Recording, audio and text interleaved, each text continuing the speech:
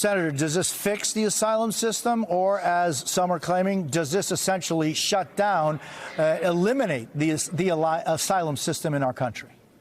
So there's no day in which the entire asylum system is shut down. What we know is that it is very dangerous for people to cross the border in the desert in between the ports of entry. So what this bill does is say that we are going to set up a process by which people are encouraged and funneled to present for asylum at the ports of entry, right? At places where you can safely manage the flow of individuals into the asylum system.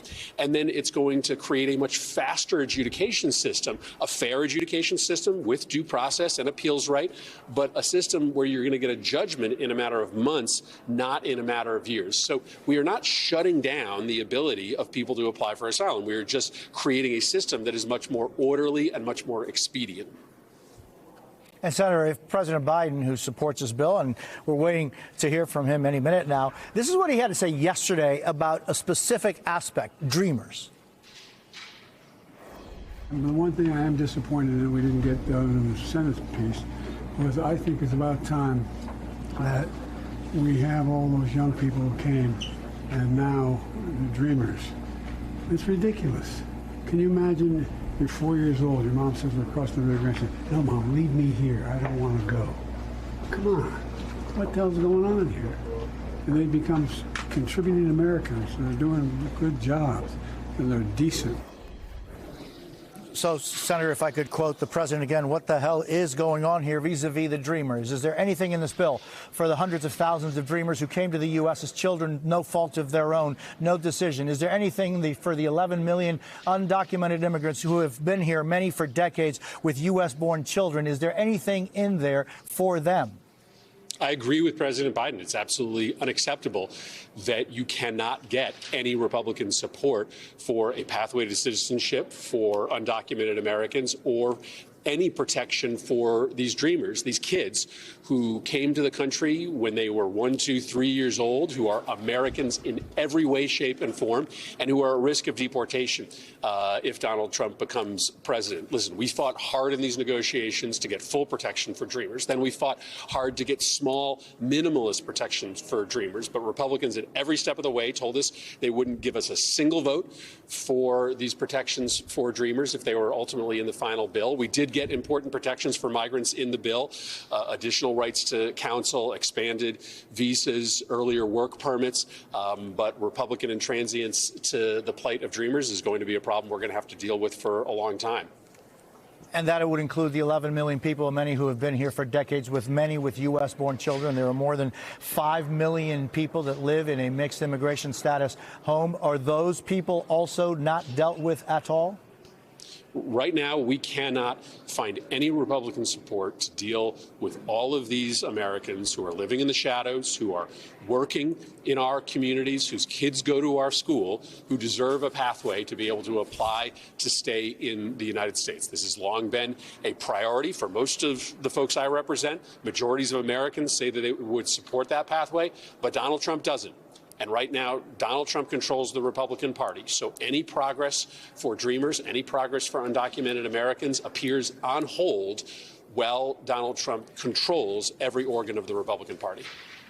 And, Senator, what about the 6 million plus migrants who have arrived in the last couple of years, who have requested asylum, have gone through the system as far as they understood it, and have been accepted into the country while their asylum requests are being handled, which could take, as you said, who knows how long? What about for them in this bill?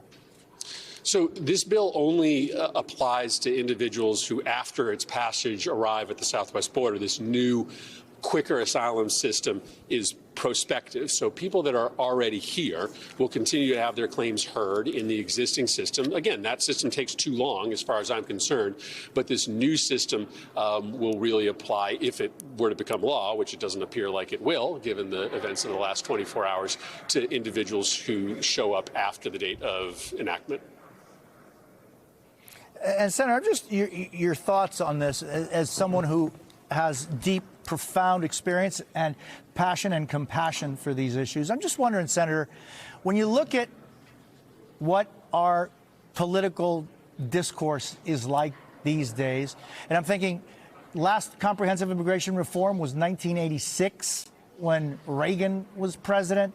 There have been some profoundly significant efforts to change our immigration system. The Gang of 2013, I'm thinking of 2010, I'm thinking of Dreamers, I'm thinking of efforts under George W. Bush, under Barack Obama to have something, and yet it's all gone to, it hasn't happened.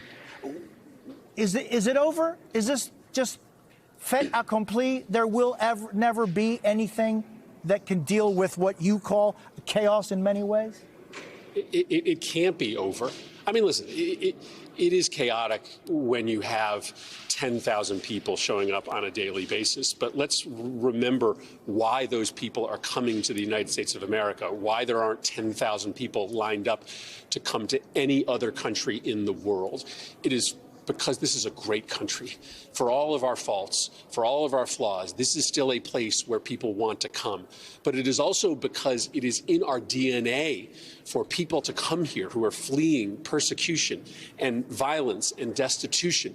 That is the definition of who this country is. And so, no, we cannot give up on trying to fix what is admittedly an outdated, broken system, because it represents the best of who this country is. And to your point, Republicans in the past have understood that. Yes, there have always been demagogues in the Republican Party. There have always been xenophobes. But there has always been a big chunk of the Republican Party that saw immigration as a strength. That part of the Republican Party died this week. All the Republican Party is a group of nativists who want to shut down America's history and tradition of immigration. That is dangerous for this country, but it doesn't mean that our fight is done. We've got to go out and win this fight in this election on behalf of the best traditions of this country, which of course involve a robust asylum system and an ability for people to come here to seek a better life.